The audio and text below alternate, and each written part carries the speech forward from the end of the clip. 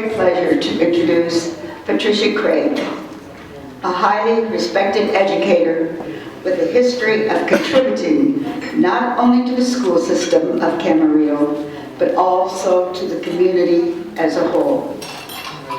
Pat, due to her energy and her expertise, has positively affected the lives of thousands of children. Pat is well known for her guidance and coaching the Monte Vista Speech Kids. As a member of the three-county Camino Real Speech League, she produced many winners even at the championship level.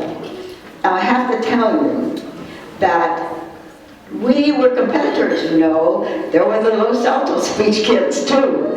And we had to laugh when we found out. Whenever she referred to our team at Los Altos, she would not say the Los Altos team. She would say the team on the other side of town. Even her students were getting a big kick out of that one. As a member of the three-county Camino Real Speech League, which the two of us worked on the committee that started that, and we competed against schools, 19 schools, from Los Angeles up to Vandenberg Air Force Base. And so every month saw us traveling, and we produced many, many winners. She has also made a great impact on the youth of Camarillo and Somas, and this through her work as Director of Speech for the Camarillo Academic Olympics. This program is strongly supported by the community and elected officials at no cost to the school district. It's an outstanding opportunity for our children to be recognized, not just for sports, but also for their academic knowledge. As for Pat's teaching ability, she's very competent and effective instructor. Her student academic successes led many to develop a positive self-image and respect for others. This was true for her language arts, her public speaking, and drama students. In 2003, Pat began volunteer work as a house tour docent for the Camarillo Ranch House. She also schedules school tours and serves as docent for the children's tours. Pat's current volunteer responsibilities include her work at the Ranch House, speech chair for the Camarillo Academic Olympics, active member of the annual third grade speech tournament committee, chair of the teacher grant program of the Pleasant Valley Garden Club. Recently, Pat was also named for the Pleasant Valley Historical Society. Rick Hazelton, a docent for the Pleasant Valley, chair for the Camarillo Academic Olympics, had this to say about Pat Craig. I quote, "I am hoping for some advancement in cloning, because I don't believe we will ever be able to find anyone there." Certainly, it's fair to say that Ms. Craig is an obvious choice to serve as a member of this remarkable class of the 2015 Educators Hall of Fame.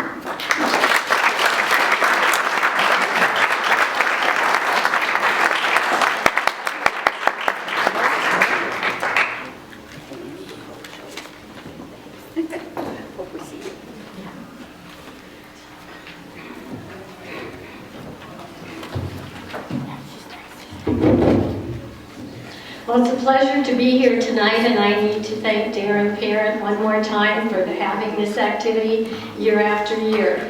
My topic is mentoring. I might not be here tonight if students at Las Colinas School hadn't mentioned to me years ago during our student government class a problem that they were having. "Mrs. Craig, we're not a real junior high." Confused a bit, we started a discussion. Some of my comments were, "Well, we are a K through 8 school. That makes us very unusual." And then I said, "But the younger students here on campus are your brothers and sisters." Another comment was, "The children here are in your neighborhood. Sometimes you find yourself babysitting for them." And I knew before the bell rang that I wasn't getting anywhere. So I heard later in various parts of the school that 6th and 7th graders were saying the same thing. We're not a real junior high because we have kindergarten on campus. And I began to realize what a problem this might develop into. So I made an appointment to see the principal. And Chuck Ward and I talked this over. And my only suggestion to him when we were done was that maybe I should call a real junior high and find out what made them real. So I did. I dialed up Mrs. Bjork and reintroduced myself because we had not taught on the same campus for over 6 years. The moment she understood the problem, the mentoring began. Students at Los Altos were running a student store and participating in a fully competitive public speech program. After over an hour of taking notes, listing items that she gave me, taking down instructions, and even getting vendors' phone numbers for a student store, we moved on to the next question. How do you evolve a student government class into a student store staff? The bottom line for me after the hour-and-a-half conversation was which of these two programs is the easiest to start and how quickly can I get it going? Well, with her notes, I attended the student government class the next day and informed them what I had found out, and they were ready to go. But it took 2 months to get everything ready to open the student store. It began to look to me a bit like an old Mickey Rooney film, with parents driving to Oxnard to pick items up, supplies at Smart and Final, students going to the office phone to call in ice cream orders and frozen yogurt orders, and PA announcements that happened almost every other day that were similar to this. I scream, you scream, we all scream for ice cream. Okay, the student store did open, and in the hubbub of it all, I talked to Marilyn one more time. And I invited her to show us the who and what of a public speaking program. And she did. And of course, by that time, I'd started calling her BJ. A week later, a large black car arrived in the parking lot. And we watched from my classroom windows as 8 impeccably dressed 8th graders emerged. Looking a bit like students from the OK Corral, they walked slowly towards my room. They demonstrated 5 of the 12 styles of public speech that they had been taught. They invited us at the end of the period to come to the next speech tournament. We could be observers, and we had to travel to the valley. This was the beginning of a speech program that grew over 5 years to a point where Las Colinas won the coveted first place championships trophy. And right after that win, we were notified. The students, the teacher, and the program were moving to Monte Vista.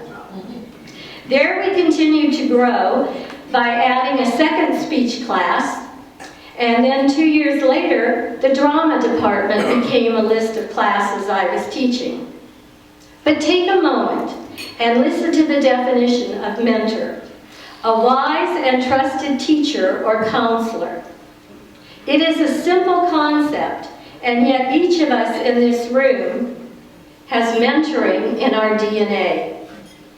The guidance from a mentor, the newness of the activities for a group of students begins the thinking out of the box that Darren often talks about. This thinking out of the box creates the energy that makes a program grow. These same skills enter into volunteering that we do after we retire. Camarillo Academic Olympics and the Pleasant Valley Education Foundation's speech activities are an easy fit for me over these last 11 years. And both programs require the support of parents and classroom teachers year after year. Stephanie Allen, the chair of our Pleasant Valley Education Foundation Speech Committee, and I were talking the other day about the big picture that you need to have when you're running a speech tournament for over 250 students. This big picture requires a to-do list that is almost a mile long.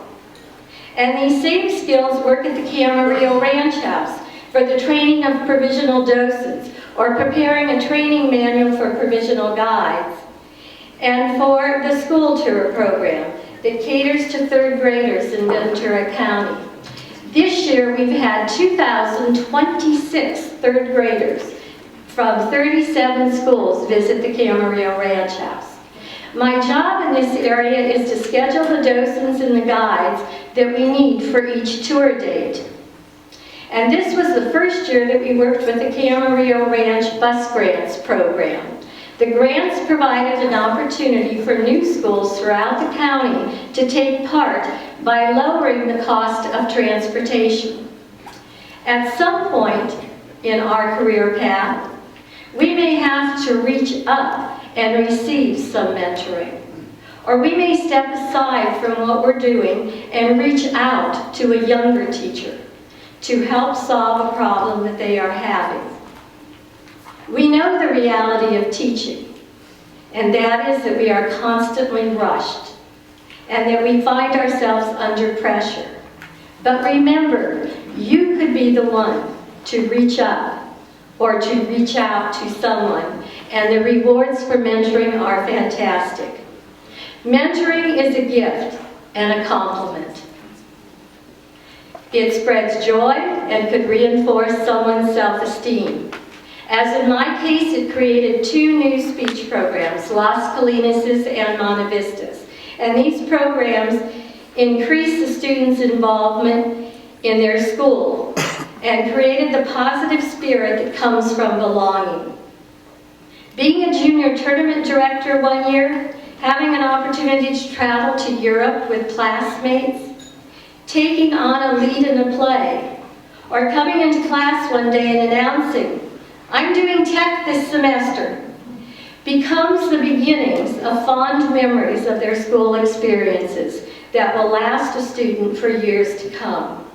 Eventually, these opportunities that we give our students, we're making them more fully formed students for their communities.